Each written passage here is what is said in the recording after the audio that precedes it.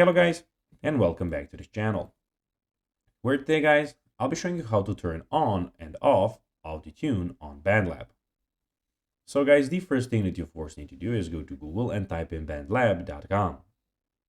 After that, you just need to go and log into your profile or register to Bandlab if you haven't already done that, of course. But now guys, let's see what we actually have in front of us here. In the top side of the screen, as you can see, we have the trending, following, music and video. We have the liked posts, albums, and playlists.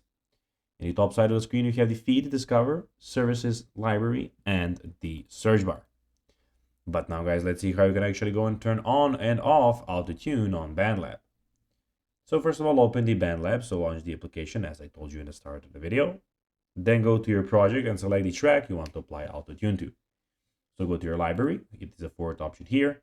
Here you'll have all your projects. All projects, so it looks like you don't have any project. So at the moment I don't have any, but when you have one, when you upload one or click new one, you will have it here. Then click on FX button at the bottom left of the screen. Click on the auto pitch icon to turn on Autotune. Use the level knob to adjust the intensity of the pitch correction.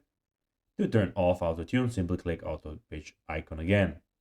You can also experiment with Autotune modes like Classic, Big Harmony, Duet, Robot, and Modern Rap to find the sound that best suits your track.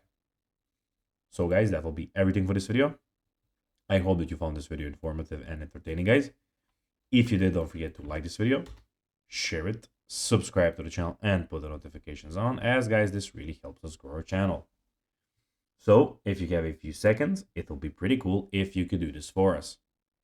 So guys, that will be everything for this video. I hope that you enjoyed it. And guys, as always, I'll be seeing you in the next video on this YouTube channel. Until then, as always, bye guys.